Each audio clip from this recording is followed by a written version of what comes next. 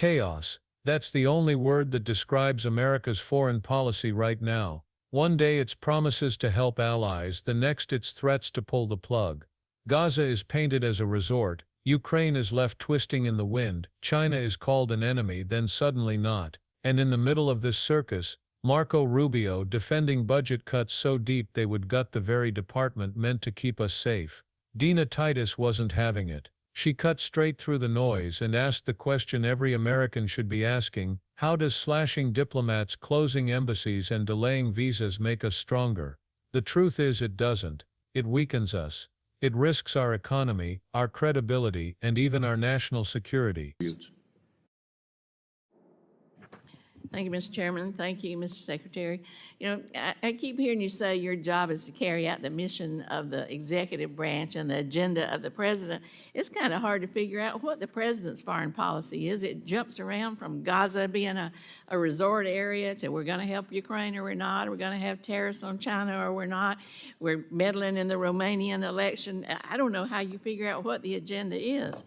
Also, you say you want to make the State Department stronger, but everything we've seen coming from y'all is that you're dead set on kind of killing it or at least undermining American interests. I think you proposed an 84% budget cut, plans for widespread diplomatic closures, laying off staff across the board. I don't see how any of those things really makes us stronger and delivers for the American people. Now, I believe that jeopardizes our national security, but I want to ask you something a little more arcane, a little more specific to my district that has to do with some economic investments, and that's about tourism. You know, we've been working very hard to improve the visa services over the last few years. Seems to me what you're doing is going to undercut that and move us backwards. We're already seeing this as a problem in Las Vegas, where tourists are down by 8% just in a few short months. And this problem's going to become more acute as we look to host the Olympics and we host the World Cup. So could I just ask you, are you planning to cut the Consular Affairs Bureau that does the visas by 15% like we're hearing? No, consular affairs may actually even be expanded. And in fact, we are looking for ways to do double shifts in some of our embassies around the world because of the visa requirements. For example, if you haven't applied for a visa from Colombia already, you probably won't get here in time for the World Cup unless we go to double shifts. So we've even talked about reassigning Foreign Service officers, many of who are trained earlier in their career in consular services, to provide 24-hour presence in some of our embassies and consulates around the world just to handle the visa load for things like the World Cup, the FIFA World Cup, the FIFA Club Cup, and then the Olympics 2 years behind it. And in fact, go ahead. How are you going to do that with an 84% budget cut? There's no 84%, but I think you're referring to USAID when it comes to the State Department. I know that's part of it, but just yeah, generally. But when it comes to the State Department, our consular services are actually intend on ramping up efforts because of the reasons that I've just outlined below, because of the reasons I just outlined earlier. And we recognize that as a top priority. We want it to be a success. It's a priority for the president.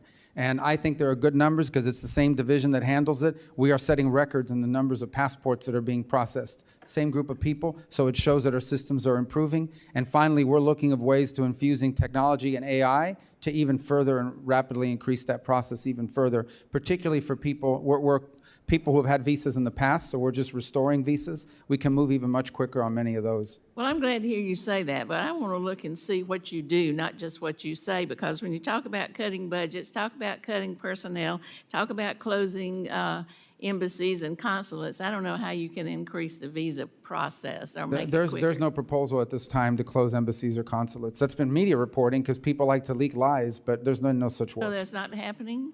None are proposed, and I think I would know. Know about it? Well, okay. Well, let's check that out and see where that information is coming from. If I could switch just a little bit to Afghanistan, you've heard a little bit about that. I introduced legislation to authorize the CARE Act, the Coordination for Afghan Relocation Efforts. You voted for that, Mr. Secretary. Mr. Mass voted for that. We called for this to be created and have an appointment made. I wonder, can you tell us what's happening with that to help us serve these Afghan refugees? Or are you wearing that hat too? Or is there somebody else that you're going to Well, appoint to that position? primarily the DHS responsibility for the intake of people into our country. I can certainly take that back and give you information on what progress they've made in that regard. But I will also tell you that one of the things we're tackling right now is we have to be able to properly vet anyone who comes into this country, given the mass migration events we've confronted over the last 3 years. I suspect these people are vetted as much or more than just about anybody else coming into the country as refugees. Well, some of them, they include dependents, and in many cases, a higher level of vetting is necessary because they're coming from countries where we don't have a lot of information. Not every country keeps, including Afghanistan, has perfect records. Some of them, we know them because they've worked with us in the past. Others, we just have limited information on them. So, but we are going to continue with this Afghan relocation efforts and this office, this care office? That's what you're committing to me? Well, we're going to comply with the statutory requirements, but we Okay, also well, have to that's be good. more careful about who we let into this country. Well, I didn't say that. I know we have to be careful, but I'm just saying we need to continue with that effort. You voted for it. Mr. Mass voted for it, but I don't see any progress on it. I hear just the opposite. So I appreciate that commitment. Thank you, and I yield back.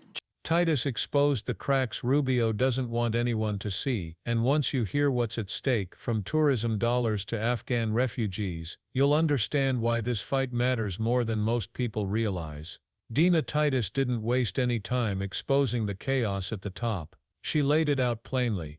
America's foreign policy looks less like strategy and more like a coin toss. One week we're committed to supporting Ukraine, the next week it's silence. One day China is declared the greatest threat, the next it's brushed aside. Reports of interference in elections abroad swirl, while allies watch in confusion, wondering what America really stands for. And at the center of all this uncertainty, Marco Rubio keeps defending decisions that make absolutely no sense. This isn't just a communication problem, it's a credibility crisis. When the world can't tell where America stands, our rivals see weakness and our allies hesitate. The message Titus drove home was simple: foreign policy can't be a moving target. Every time the agenda flips, America's image erodes a little more. What's worse, instead of stabilizing the ship, Rubio's team is doubling down on cuts that would make it harder for our diplomats to do their jobs. It's a dangerous combination: mixed signals on the world stage and fewer resources at home. And as Titus made clear, that confusion doesn't just stay in Washington, it ripples across the globe. When Dina Titus pressed Marco Rubio's camp on the numbers, the picture became even more alarming. Reports pointed to proposals of massive cuts, up to 84% slashed from key areas, while talk of embassy closures and widespread layoffs spread through the halls of Washington. For the average American, those numbers may sound like political jargon, but the reality is stark. An underfunded State Department doesn't just mean fewer desks in D.C., it means fewer diplomats overseas to negotiate deals, fewer specialists processing visas, and weaker partnerships with the very nations we rely on for trade, security, and global stability. Titus warned that this kind of short-sighted approach puts America at risk in ways most people don't even see. From slower responses to international crises, to embassies stretched so thin they can't serve U.S. citizens abroad, the impact is immediate and dangerous. Cutting diplomats doesn't save money, it costs more in the long run, because broken alliances and delayed negotiations have a price tag far higher than any budget line. And here's the kicker: while Rubio defends these moves as reforms, the truth is clear. Weakening the tools of diplomacy doesn't make America safer, it leaves us exposed. Dina Titus knew how to make this debate hit home. Instead of just talking about global strategy, she pulled the conversation straight into her district, and the numbers don't lie. In Las Vegas, tourism is the lifeblood of the economy, and the cracks are already showing. Visitor numbers are down by nearly 8% in just a few short months, and that decline comes right as the city prepares for two of the biggest events in modern history, the World Cup and the Olympics. Here's where the problem gets explosive. Every delayed visa means fewer tourists booking hotels, dining in restaurants, and pouring money into local businesses. Those dollars fund jobs, schools, and infrastructure. When visa processing stalls, entire communities take the hit. And yet, instead of fighting for more funding, Rubio's side clings to cuts that would kneecap the very system keeping these dollars flowing. Titus nailed the contradiction. You can't claim to support business and economic growth while choking off the pipeline that brings in the customers. Expanding consular services would be a win-win: faster visas, more revenue, stronger ties. But instead, political posturing takes priority, leaving Nevada families and millions nationwide at risk of losing out on billions. When the debate shifted to Afghan refugees, Dina Titus delivered one of her sharpest blows. She reminded everyone that these weren't just random migrants, they were allies who risked their lives to stand shoulder to shoulder with U.S. forces. Translators, guides, and support staff who made missions possible now find themselves stranded in limbo. Congress even voted to create the CARE Act, a program meant to coordinate their relocation. Rubio supported it on paper. But where's the follow-through? Titus made it clear progress has stalled, and the promises made to these families are fading fast. It's more than a humanitarian issue. It's a matter of credibility. When America vows protection and then abandons those who helped, it sends a chilling message to future allies: don't trust U.S. commitments. That doesn't just weaken our moral standing, it jeopardizes the lives of soldiers in future conflicts who may struggle to find local partners willing to help. Meanwhile, agencies tasked with resettlement are strapped for resources, forced to juggle strict vetting with limited staff, and with embassy support shrinking, the process slows to a crawl. Titus exposed the reality. Political leaders talk tough about supporting the troops, but failing these Afghan allies betrays that very promise. When Dina Titus pressed the administration about embassy closures and staff cuts, the response came back fast: no closures are planned. On paper that sounds reassuring, but Titus wasn't buying it, and neither should anyone else. Because budgets don't lie. You can't slash funding, trim staff, and still expect embassies to run at full speed.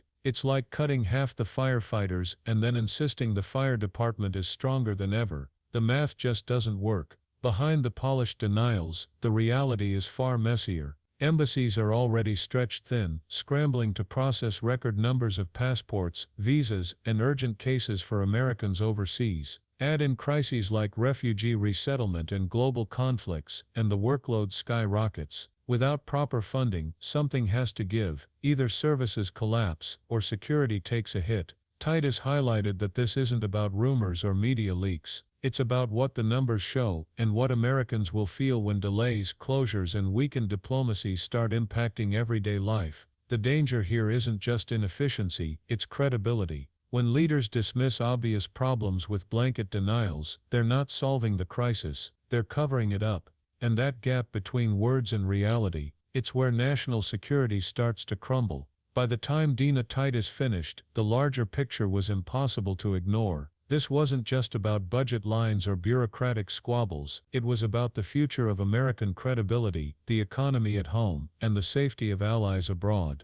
Titus connected the dots: unstable foreign policy, slashed resources, weakened diplomacy, stalled visa processing, and broken promises to Afghan partners. Each piece on its own is troubling. Together they paint a picture of a nation undercutting itself at the exact moment it needs to project strength. For Americans, the fallout is closer than many realize. Families waiting on visas for relatives, businesses depending on international tourism, veterans who know what it means to keep a promise, all are caught in the ripple effects of leadership that values posturing over solutions. And for the world watching, it signals hesitation where there should be resolve. Titus's message was simple: you cannot keep America safe by weakening the very tools that protect it. Diplomacy, alliances, and credibility are not luxuries, they are the backbone of security and prosperity. Ignoring that reality doesn't just risk political points, it risks lives, livelihoods, and America's standing in the world.